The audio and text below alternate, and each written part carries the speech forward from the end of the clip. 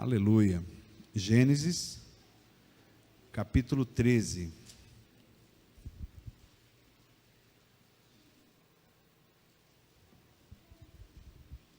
Gênesis, capítulo 13, versículos 5 a 13. O tema desta palavra é uma pergunta: devo olhar para trás?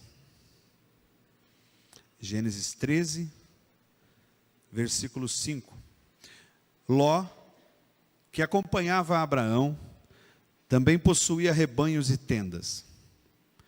E não podiam morar os dois juntos na mesma região, porque possuíam tantos bens que a terra não podia sustentá-los.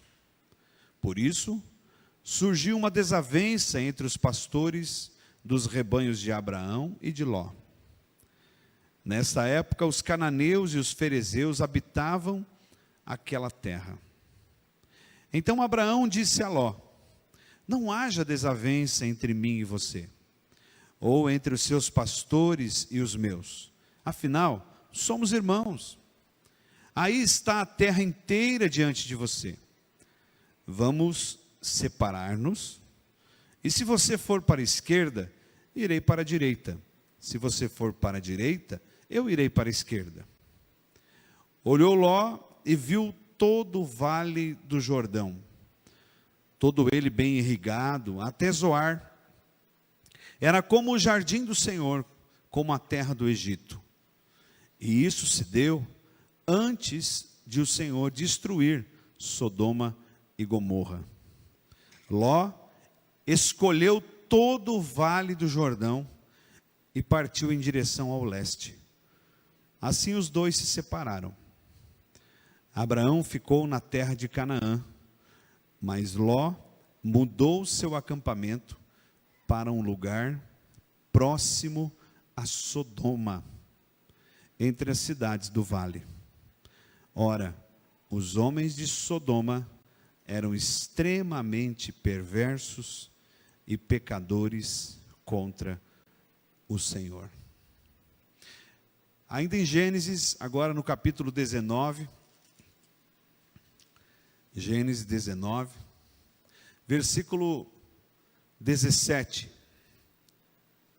Gênesis 19, 17.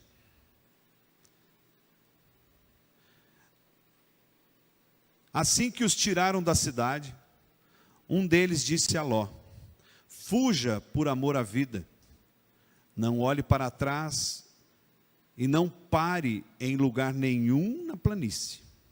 Fuja para as montanhas, ou você será morto. Ló, porém, lhes disse: não, meu senhor, seu servo foi favorecido por sua benevolência, pois o Senhor foi bondoso comigo, poupando a minha vida. Não posso fugir para as montanhas, senão esta calamidade cairá sobre mim e morrerei. Aqui perto há uma cidade pequena, está tão próxima que dá para correr para lá. Deixe-me ir até lá, mesmo sendo tão pequena, lá estarei a salvo. Está bem, respondeu ele. Também lhe atenderei esse pedido. Não destruirei a cidade da qual você fala. Fuja depressa, porque nada poderei fazer enquanto você não chegar lá. Por isso a cidade foi chamada Zoar. Quando Ló chegou a Zoar, o sol já havia nascido sobre a terra. Então o Senhor, o próprio Senhor, fez chover fogo e enxofre sobre Sodoma e Gomorra. Assim ele destruiu aquelas cidades e toda a planície, com todos os habitantes das cidades e a vegetação. A mulher de Ló olhou para trás e se transformou numa coluna de sal. Na manhã seguinte, Abraão se levantou e voltou ao lugar onde tinha estado diante do Senhor. E olhou para Sodoma e Gomorra, para toda a planície, e viu uma densa fumaça subindo da terra, como fumaça de fornalha. repetir o versículo 26. Mas a mulher de Ló olhou para trás e se transformou em uma coluna de sal. Último texto, Evangelho de Lucas. Vá lá para o Novo Testamento. Evangelho de Lucas, capítulo 17, versículos 26 a 33. Lucas 17, 26. Assim como foi nos dias de Noé, também será nos dias do Filho do Homem. O povo vivia comendo, bebendo, casando-se e sendo dado em casamento, até o dia em que Noé entrou na arca. Então veio o dilúvio e destruiu a todos. Aconteceu a mesma coisa nos dias de Ló. O povo estava comendo e bebendo, comprando e vendendo, plantando e construindo. Mas no dia em que Ló saiu de Sodoma, choveu fogo e enxofre do céu e destruiu a todos. Acontecerá exatamente assim no dia em que o Filho do Homem for revelado. Naquele dia, quem estiver no telhado de sua casa não deve descer para apanhar os seus bens dentro de casa. Semelhantemente, quem estiver no campo não deve voltar atrás por coisa alguma. Lembrem-se da mulher de Ló. Quem tentar conservar a sua vida, a perderá. E quem perder a sua vida, a preservará. Apenas versículo 32. Lembrem-se da mulher de Ló. Amém? Bota a mão no seu coração e fala: Senhor, fala comigo. Eu preciso da tua palavra no meu coração. Espírito Santo, tu tens liberdade para falar comigo neste momento, em nome de Jesus. Amém. Glória a Deus. Nós voltamos hoje de uma viagem de 2.200 quilômetros, de ida e volta, que fizemos a Criciúma, Santa Catarina, assim como normalmente todos os meses fizemos, e estamos voltando debaixo de uma palavra dos nossos pastores Telmo e Viviane, e não temos data ainda, mas eu quero em primeira mão dizer para vocês, para honrá-los, que nos próximos meses eles estarão aqui, nos visitando e fazendo aqui um culto conosco. É muito provável que seja ainda no primeiro semestre. Vamos crer que isso aconteça até o mês de junho, quando comemoramos o nosso aniversário. Queridos, devo olhar para trás? Nós aqui, nos últimos cultos, temos tratado de tantas coisas, de tantas palavras que nos remetem, muitas vezes, a perceber como é o nosso comportamento, o meu comportamento, o seu comportamento, o nosso comportamento. Eu quero aqui lembrar daquela palavra que ministramos aqui, acho que umas 2 semanas, sobre as muralhas. Muitas pessoas me procuraram depois, e aquela palavra ainda está ecoando nos corações, porque existem muitas muralhas que nós herdamos, outras que nós construímos, outras que são imperceptíveis, muralhas que nós achamos que nem existem mais na nossa vida. E como eu disse naquele dia, logo logo talvez nós traremos aqui a parte 2 daquela palavra, mas hoje algo inquieta o nosso coração e Deus nos faz uma pergunta: eu devo olhar para trás? Nós talvez já falamos tantas vezes a frase: eu aprendi muita coisa com meu pai, eu aprendi muita coisa com a minha mãe, eu aprendi muita coisa com alguém da minha família, com alguém que eu convivi. E muitos de nós vêm replicando tantas coisas, aquelas muralhas herdadas, ou aqueles comportamentos herdados.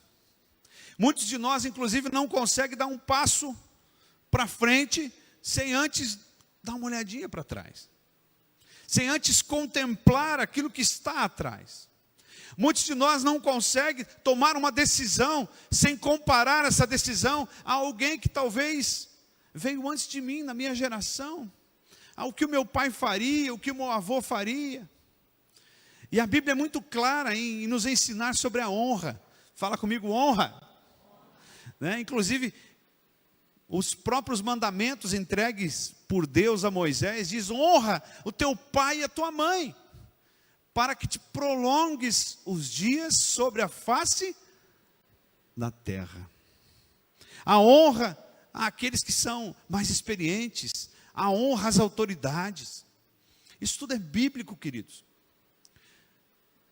Mas eu quero dizer para vocês que por mais que eu me esforce, e eu falando aqui como um testemunho pessoal, por mais que eu tente, por mais que eu busque, talvez as minhas filhas, por mais que elas me honrem, por mais que elas me amem, talvez as minhas filhas não deverão repetir tudo o que eu fizer.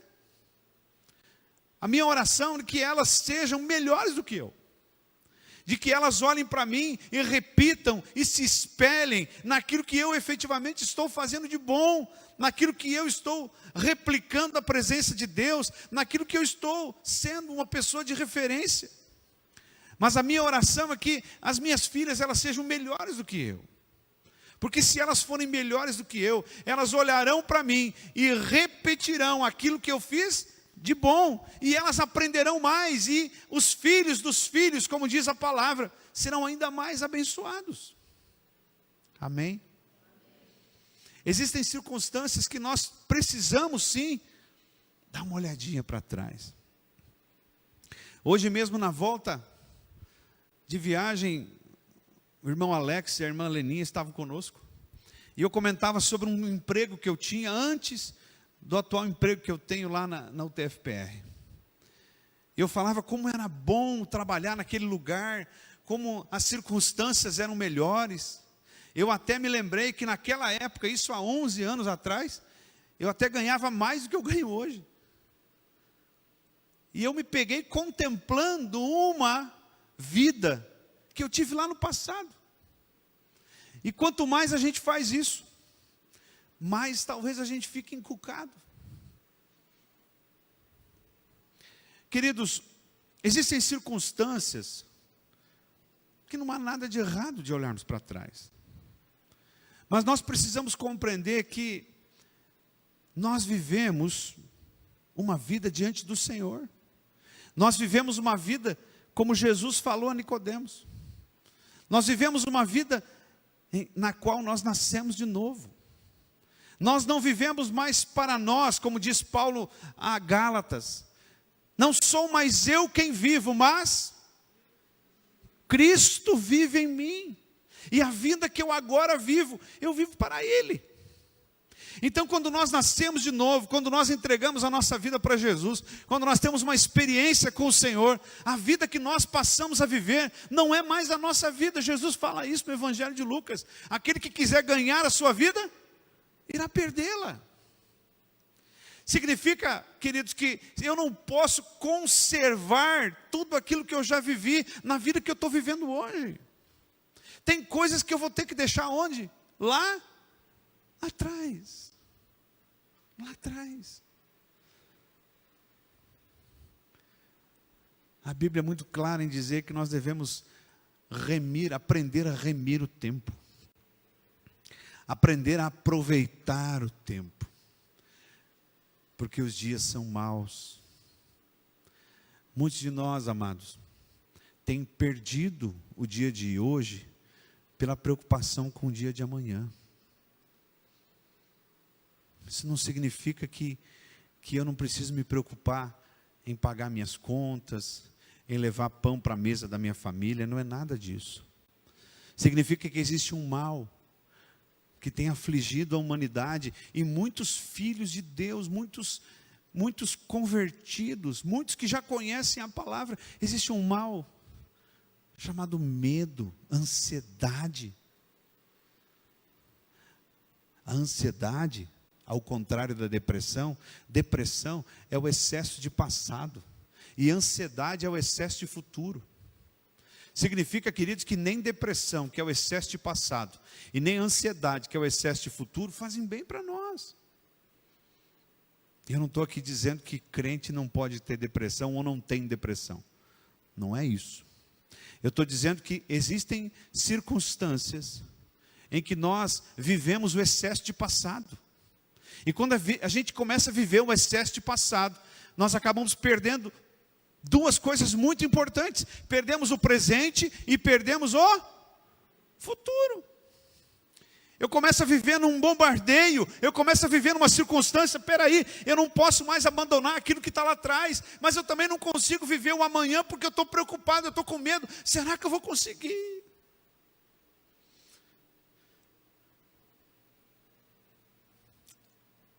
A insegurança, a decisão, em tantas áreas da vida, e aqui não vou pedir para você levantar a mão, mas quem aqui não tem insegurança até na hora de comprar um sapato, na hora de fechar um contrato? Jesus, ele fala no Evangelho de Lucas, no versículo 32 que nós lemos, lembrem-se da mulher de Ló. Quem aqui hoje lembrou da mulher de Ló? Ninguém, né? Eu lembrei porque eu fui ler o texto. E aí, lendo o texto, eu me pergunto, peraí, se Jesus mandou lembrar da mulher de Ló, por que eu não tenho lembrado dela? E talvez essa palavra venha ao teu coração hoje, para que você lembre da mulher de Ló todos os dias. Mas aí vem a pergunta, pastor, por quê? Por que eu preciso lembrar da mulher de Ló? Jesus não falou para lembrar de Ló. Jesus não disse, Mara, lembre-se de Ló. Não. Ele disse, lembre-se da mulher de Ló. Amados, é importante a gente entender esse contexto. Se você conhece essa história, Ló era sobrinho de Abraão. Abraão, nosso pai da fé, aquele que estava na sua tenda e Deus falou, sai da tenda e olha para cima, veja as estrelas do céu, assim será a tua descendência. Sai da tua terra e da tua parentela e vá para o lugar que eu te mostrarei. Abraão é aquele que, depois de duvidar da promessa de Deus, aceita uma proposta de Sara e deita-se com Agar, da qual nasce Ismael. E depois vem Deus e fala, escuta aqui, eu vou te dar um descendente, e esse não é o Ismael. Abraão é aquele que com 99 anos gerou um filho, cuja esposa com 90 ficou grávida.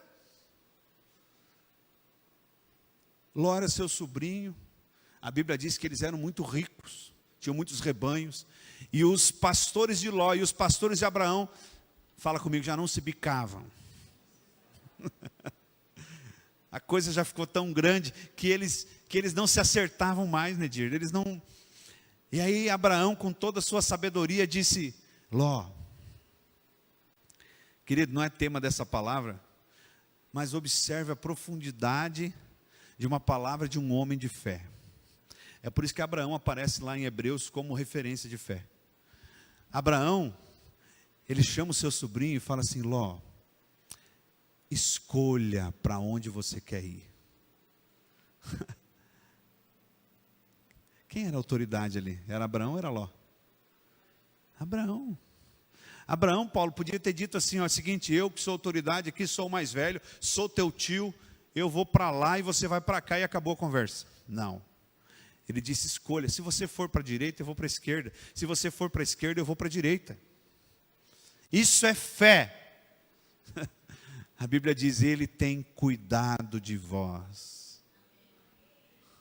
Não brigue por coisa pequena, querido. Tem gente que perde a paz porque está brigando por coisa pequena. Vou contar aqui uma historinha. A Maju nem percebeu. Outro dia a gente estava num lugar aí, descansando, e ela e a Rebeca na minha frente, eu sentado, e as duas começaram a discutir. Não sei se era por causa de uma comida, não me lembro. Mas começaram a... Não, isso aqui é meu. Não, isso aqui é meu. Não, isso aqui é teu. Não, isso aqui é meu. Sabe aquela discussão de irmã? Na casa de vocês não tem isso, né? Não tem, né? Ou então pai e filho, mãe e filha. Não, foi você que fez. Não fui. Ah, você não lavou a louça. Não, eu lavei. Não, você que lavou. Não, eu não lavei. Aquela discussão do dia a dia. Amado, eu disse para elas assim, vamos fazer o seguinte, vamos parar com isso aí. Se você acha que você tem razão, agora então guarde isso e assuma que a tua irmã tem razão. Falei a mesma coisa para a Rebeca. Falei, quando a gente quer ter paz, nem sempre a gente pode ter razão. Às vezes a gente tem que engolir um sapinho. Não adianta, é assim mesmo. Então, o que vale mais? A paz ou a razão? A paz. Jesus não olha para os discípulos, Everaldo, e fala assim, eu vos dou a minha razão. Ele fala? O que ele fala, Evandro? Eu vos dou a minha paz. Eu vos deixo a minha paz. E não vou lá dou como o mundo dá. Jesus não manda a gente ter razão. Jesus manda a gente ter paz. Eu falei isso para ela. O que eu não tinha percebido? Do meu lado, aqui uns 3 metros, numa outra mesinha, tinha um casal discutindo. Quando nós passamos por eles para sentar, eu percebi que tinha uma discussão ali, mas eu não me ative àquilo. E quando eu comecei a falar isso para a Maju e para a Rebeca, quietou. Ficaram quietos. Aí eu percebi o que aconteceu. O rapaz que era o marido saiu, voltou, de repente os dois, um olhou para o outro, se deram a mão, e continuaram a caminhar. Eu sei que Deus falou com eles, diante de uma discussão da Rebeca e da Maju. Queridos, Abraão nos dá esse exemplo. Não troque a tua paz pela razão. Jesus disse, se alguém te ferir uma face, quebra a cara dele. É isso? Dá-lhe um pau. É isso que ele falou? Não, ele falou, ofereça a outra. Se alguém lhe pedir a capa, ofereça também a túnica. Se alguém pedir, forçar você a caminhar 1 milha, o que tu faz, Nedir? Caminha 2. Jesus, ele não nos dá exemplo de razão, ele nos dá exemplo de paz. E ele mesmo diz, eu não vim para ser servido, eu vim para servir. Esse é o espírito de Abraão, esse é o espírito de Jesus, esse é o espírito daquele que estava lá, naquele momento. Amados,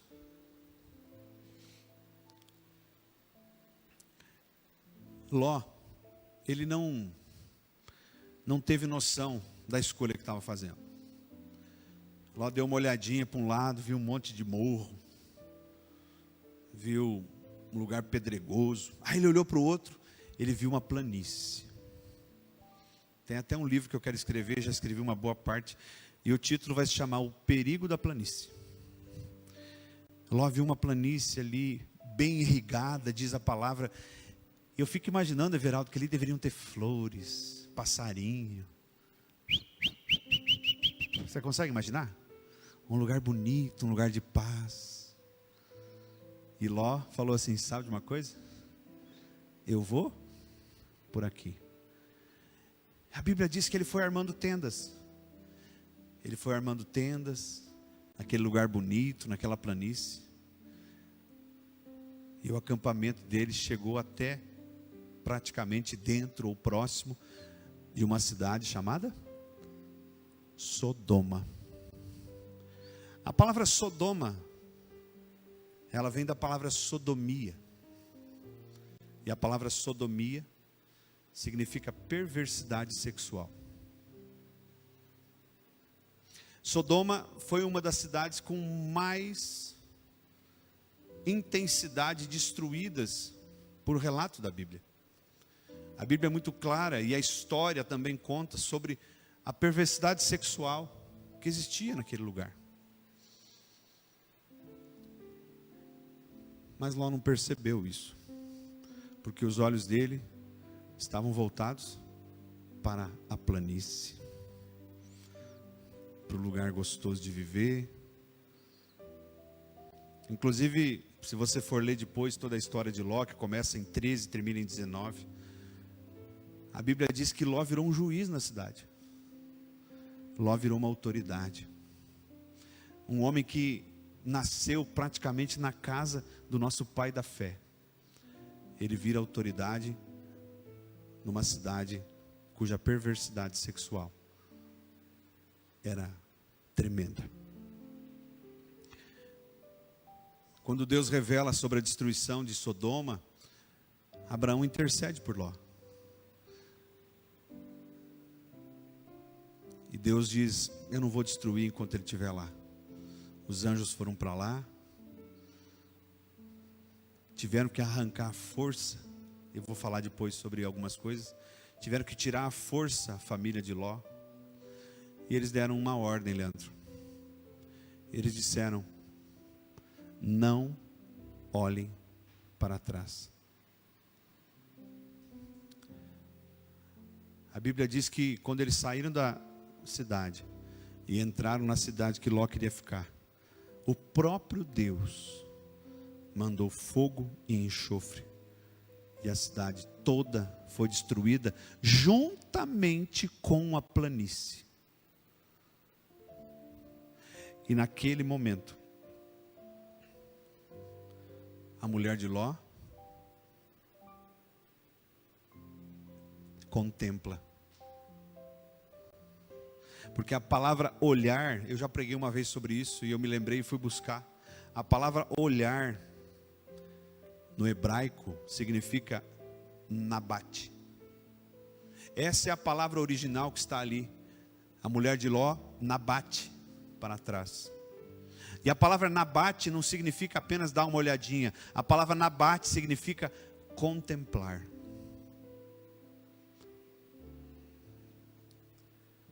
E quando ela contempla, talvez um lugar de prazer, um lugar que viveu dias gostosos, quando ela contempla a destruição e talvez no seu coração sofre, ela é transformada numa estátua de sal. Queridos, não sei se aqui quem tem, mas a maioria que deve ter ou já teve um animal de estimação em casa. Nós temos lá a cachorrinha Polly, que está conosco já há 10 anos, vai para 11 anos. Está veinha já, chata.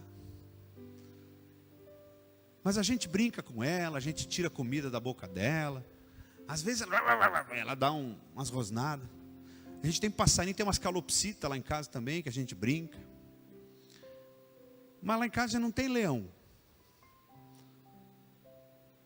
E eu acho que se você já viu uma reportagem na internet, você já deve ter visto que muitos tratadores já foram mortos pelos animais. O YouTube está cheio de vídeo assim, de tratadores que ficaram ali, talvez durante anos, levando comida, acariciando, e de repente veio um animal que é selvagem, com um ataque, matou o tratador. Outro dia eu vi um vídeo, vocês devem ter visto, de um gorila que pegou uma criança. Por que eu estou falando isso? O pecado, escute o que eu vou falar. O pecado é um animal selvagem. Às vezes a gente está lá, passando a mão, achando bonito. Meu, que gatinho. Mas o gatinho é selvagem. A gente está lá passando, fazendo carinho na cobra. A gente está acariciando a fera. Mas essa mesma fera que você acha bonita, que parece inofensiva, é essa que te mata. É essa que te leva para o inferno. É ela. Ló achou que ele podia brincar com o pecado. Ló achou que ele podia, aqui é um lugar tão bom, um lugar tão bonito, vou armando a minha tenda aqui, vou chegando perto, Não vou me contaminar. Não vou. É que nem você construir uma casa no meio de uma lavoura, cuja intensidade de agrotóxico é incrível, e ali não tem uma árvore, não tem uma proteção, não tem nada, você mora ali durante vários anos. O que vai acontecer com você? Você vai se contaminar. Amado, o pecado é assim. Quanto mais próximo dele nós estivermos, mais próximos de sermos atacados nós seremos. O apóstolo Pedro diz: o diabo, vosso adversário, anda ao vosso derredor, rugindo como leão, pronto para vos devorar. Devorar, não é acariciar não. Pronto para vos devorar.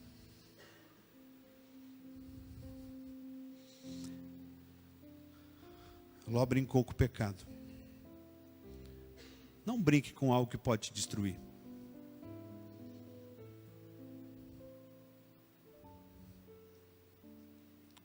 A vida aí fora, queridos, é recheada de casamentos destruídos por causa de uma mensagem. A vida aí fora é recheada de homens e mulheres que se perderam profissionalmente, porque não resistiram à tentação de se apossar daquilo que não era deles. Aí fora tem muitos filhos e filhas hoje perdidos, porque o pai e a mãe acharam que aquela novela, aquele aplicativo, aquele filme, aquele livro, não ia dar nada. E quando menos esperaram, o filho, a filha, disse assim: olha, eu não acredito nesse teu Deus aí não.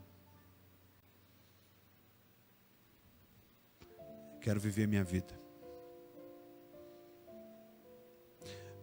Amado, Jesus, ele manda olhar para a mulher de Ló e lembrar da mulher de Ló,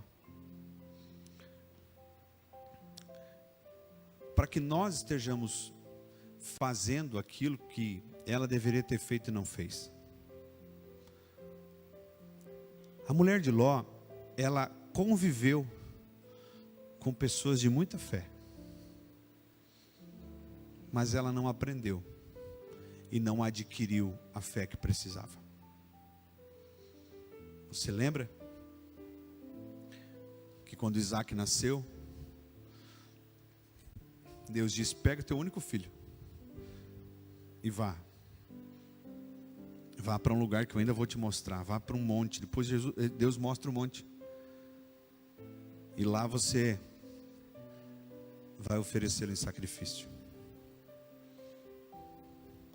A Bíblia diz que Abraão pegou o menino, amarrou um monte de lenha no jumento, e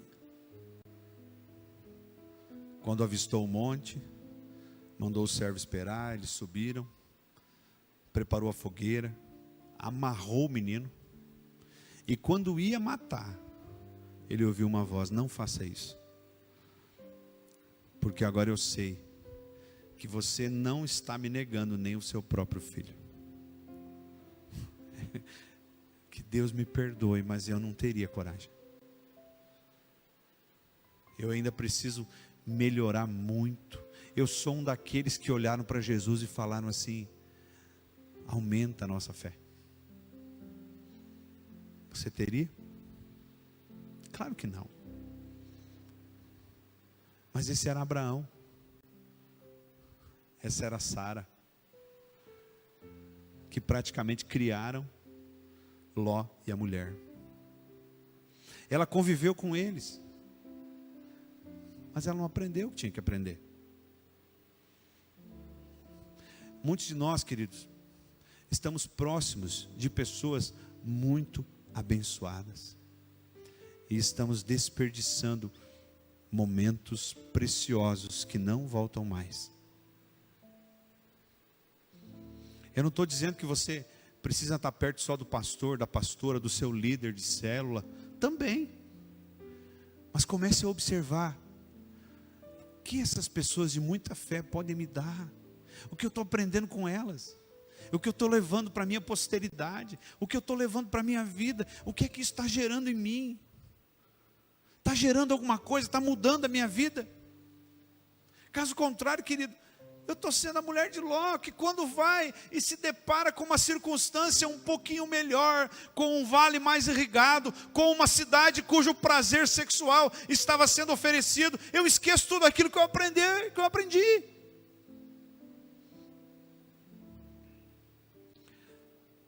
Ela não se apressou em obedecer uma ordem de Deus.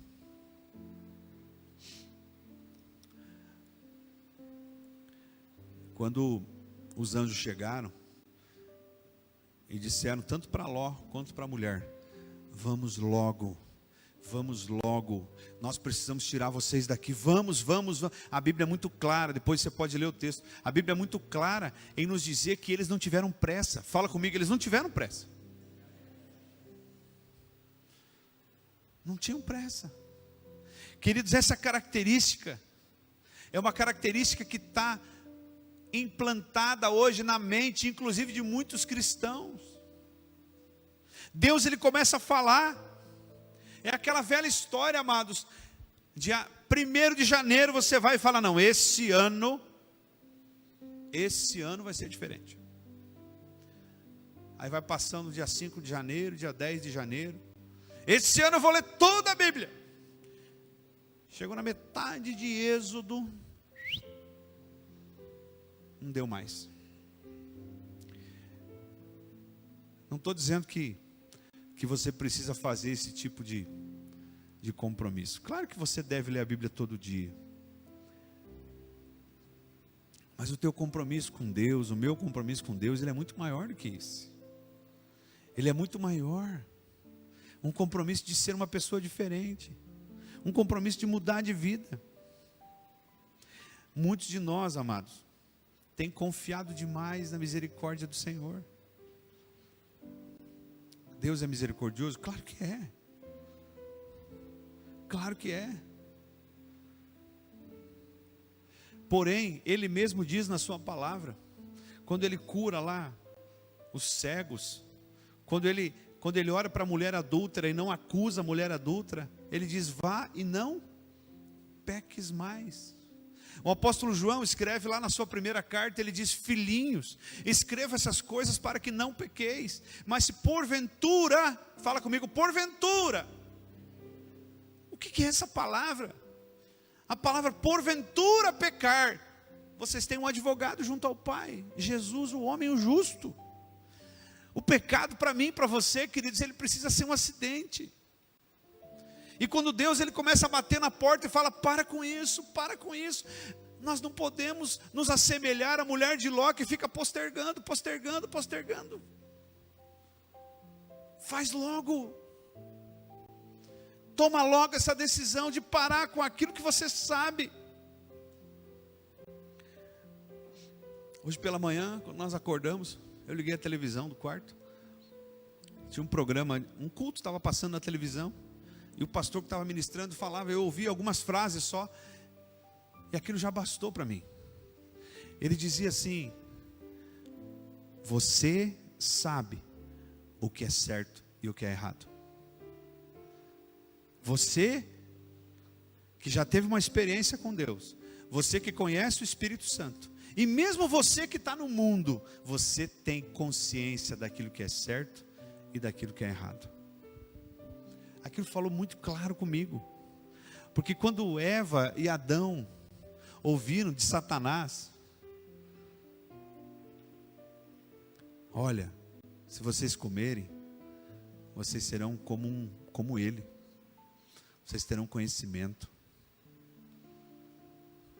Querido, quando Adão descobre que está nu, é a maior prova de que ele descobriu sobre o certo e o errado. Até então, Adão, ele só tinha no seu coração aquilo que era certo. Ele não conseguia fazer aquilo que era errado, porque o pecado ainda não havia entrado no mundo. Mas de repente ele olha e fala: eu estou nu. Ou seja, a partir daquele momento, toda a humanidade, eu e você, todos nós sabemos o que é certo e o que é errado. A gente não é mais ignorante, mas de repente a gente tem uma experiência com Deus, nós recebemos o Espírito Santo, nós somos impactados com a palavra, nós já sabemos, além do que é certo e o que é errado, nós já sabemos quais as decisões que nós temos que tomar.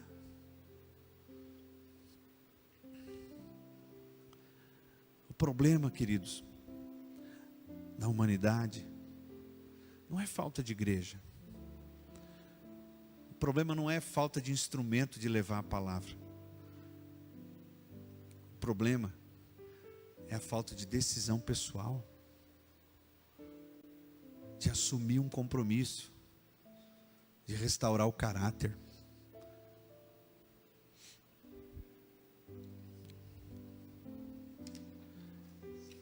No Evangelho de Lucas, no capítulo 9, Jesus diz assim: ninguém que põe a mão no arado e olhar para trás é apto para o reino de Deus.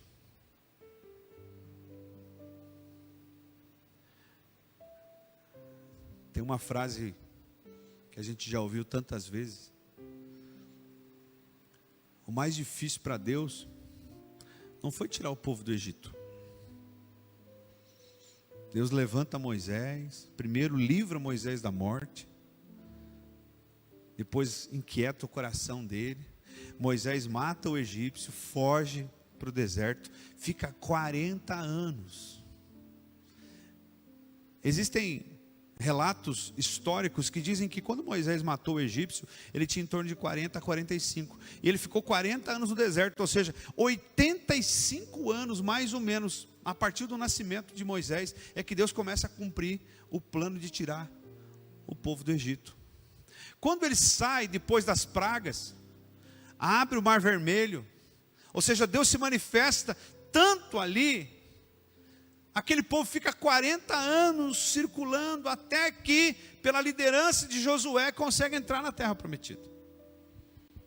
Aí você vai pensar comigo assim: Deus teve um monte de pepino, teve um monte de angu de caroço, teve um monte de abacaxi para descascar, se incomodou com aquele povo, escreveu com o próprio dedo nas tábuas de pedra, depois Moisés quebra, escreveu de novo, e aquele povo reclamando, e reclamando, e murmurando, e reclamando, mas isso não foi nem perto de difícil do que tirar o Egito de dentro daquele povo.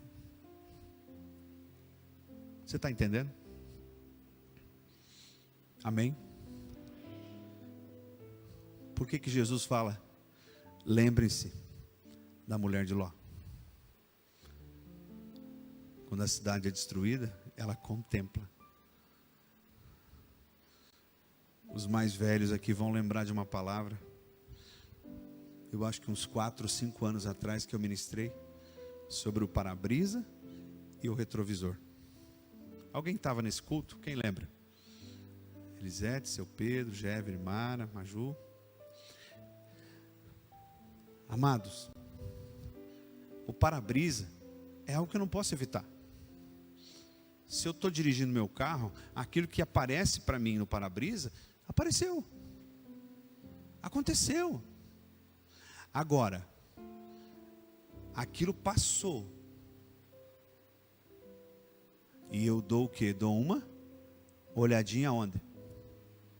No retrovisor. O pecado, ele vai bater na minha porta. O pecado vai bater na sua porta. Você pode fazer assim na pessoa do teu lado? Faz assim. Faz. O pecado, ele vai bater. A Bíblia é muito clara em dizer que a tentação, ela está presente. Mas o problema não é ele aparecer diante de mim e de você. O problema não é o pecado se revelar ali no para-brisa. Eu estou vendo, aleluia, meu Deus do céu, o que eu vou fazer? Misericórdia. Eu estou vendo. E agora? Não se preocupe. Se o Egito não estiver no teu coração, você não vai olhar no retrovisor. O problema é a contemplação do pecado. O pecado para mim e para você, queridos, ele precisa ser um escorregão. Eu vou lá e falo: Senhor, eu não queria. Mas como é que isso acontece, pastor? Como é que eu posso perceber? Como é que eu posso ser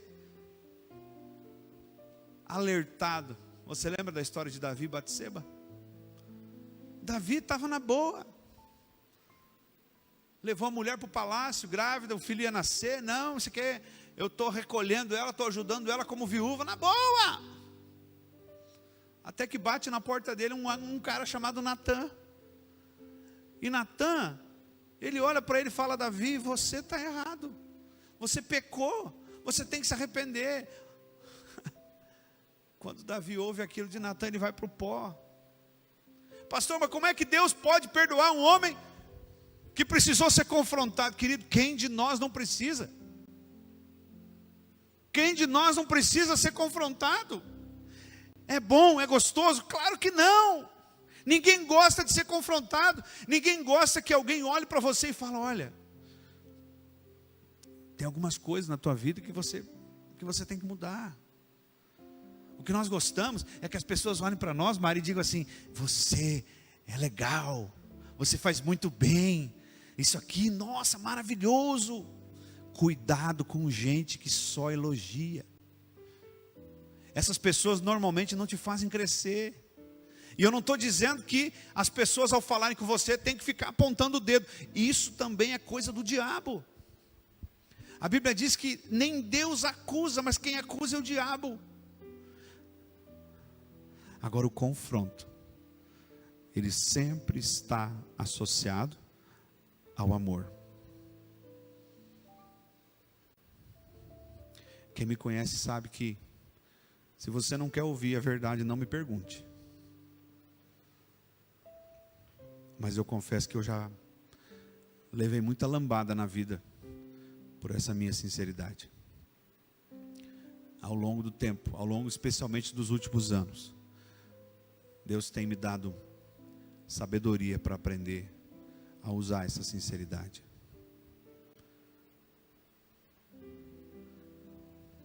Pastor Telmo, uns meses atrás, ministrou uma palavra sobre Jacó. A Bíblia diz que Jacó saiu do encontro com o anjo mancando. Desconfie de quem não manca. Desconfie daquele que diz que não tem pecado nenhum. Desconfie daquele que fala que é o super espiritual. Desconfie daquele que aponta os erros de todo mundo. Quem teve um encontro com Deus sai mancando. Quem teve um encontro com Deus é tocado na sua articulação. E quem olhar para ele vai ver.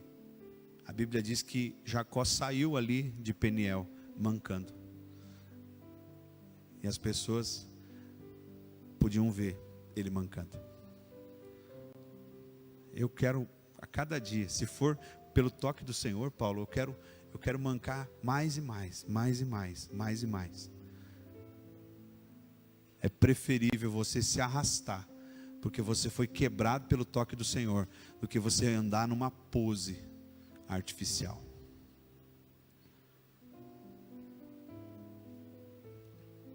Eu já quero terminar, não falei nada que eu queria.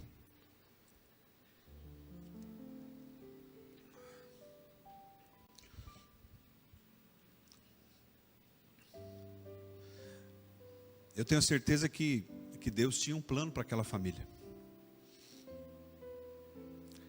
Eles tinham 2 filhas. O plano de Deus era tirá-los de lá. Talvez depois, eu estou aqui supondo, tá?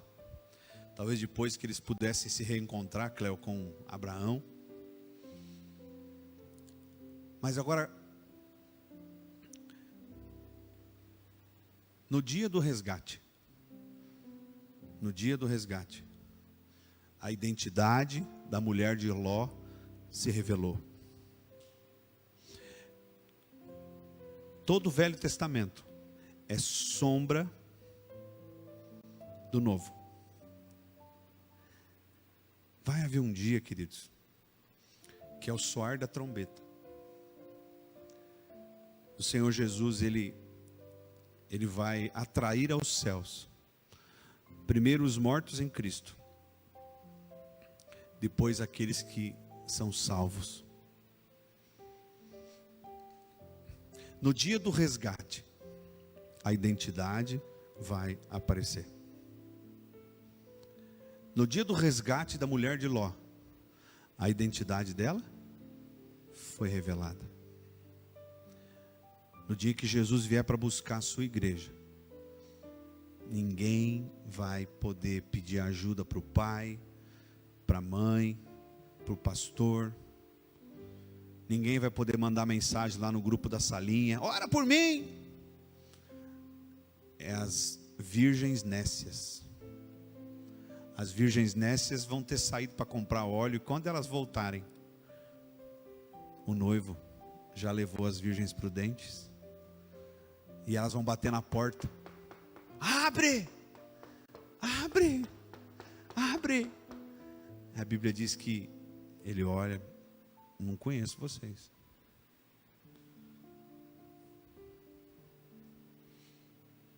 Nós precisamos, queridos, parar de brincar com fogo.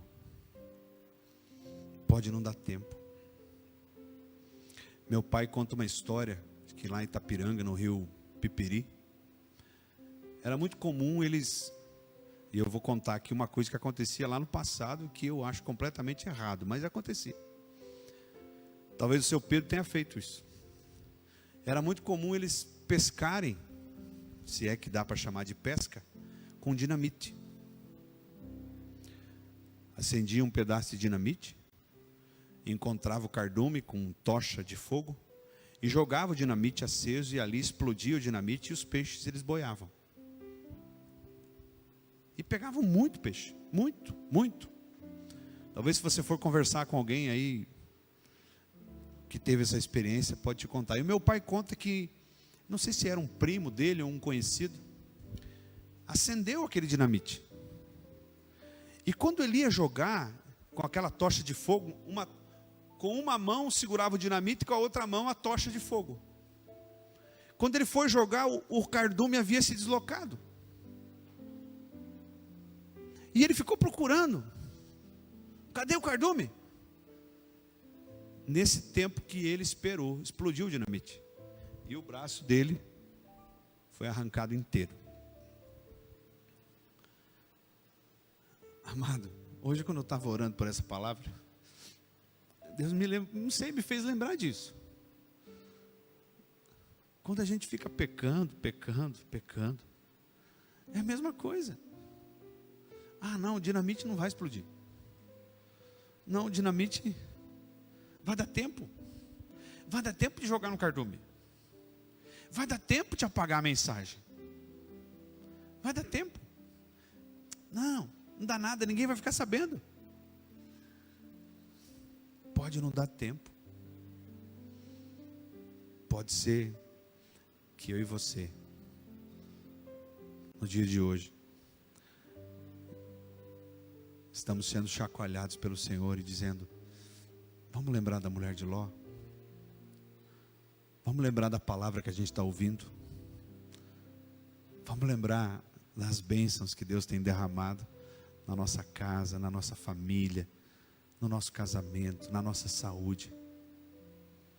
E vamos parar com isso.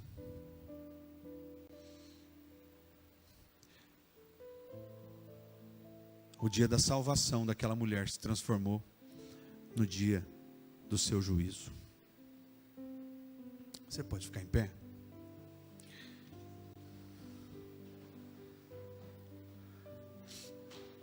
Quero ler um último texto com você. Você não precisa abrir. O Diomar também não precisa nem colocar aqui. Só quero que você preste atenção. Os dois anjos que foram lá para tirar Ló, os dois anjos perguntaram: olha aqui para mim. Os dois anjos perguntaram: você tem mais alguém na cidade? Genros, filhos ou filhas, ou qualquer outro parente? porque estamos para destruir esse lugar.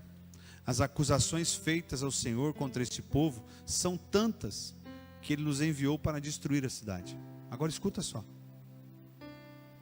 Então Ló foi falar com seus genros, os quais iam casar-se com suas filhas.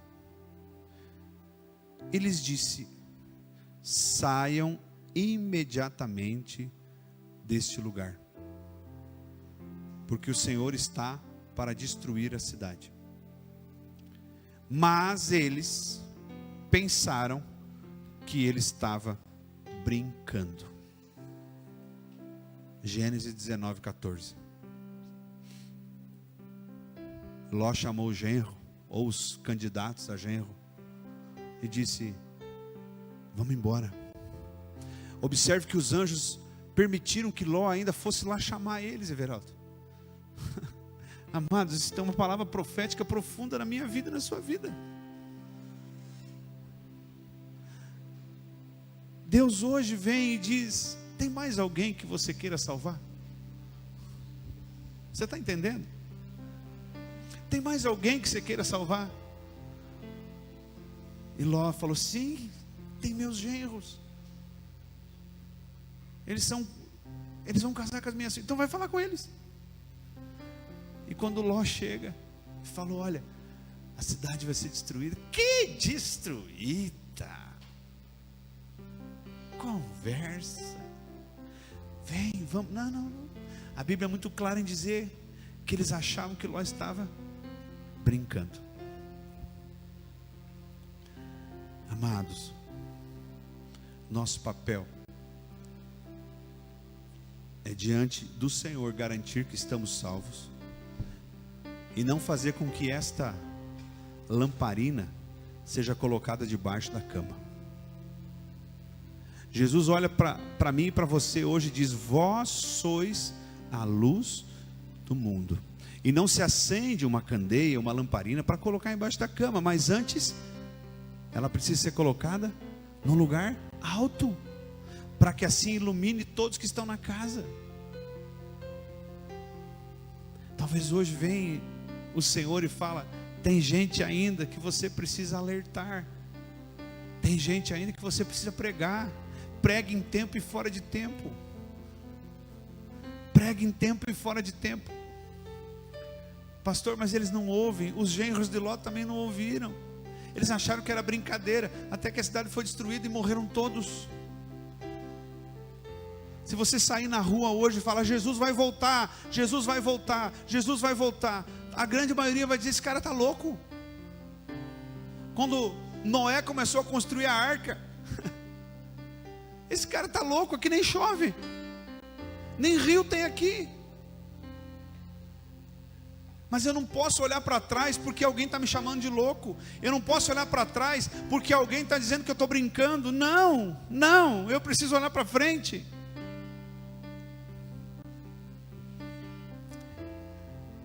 Eu não posso deixar, queridos, nesta noite, de dar uma oportunidade para você. Uma oportunidade para você que tem olhado para trás. Para você que está saindo do Egito, lá no meio do caminho, vendo a nuvem de fogo, a nuvem protegendo durante o dia, a coluna de fogo. Você está vendo o milagre, você está vendo o que Deus está fazendo, mas você dá uma olhadinha para trás e lembra da cebola, do pepino do Egito. Tira isso do coração.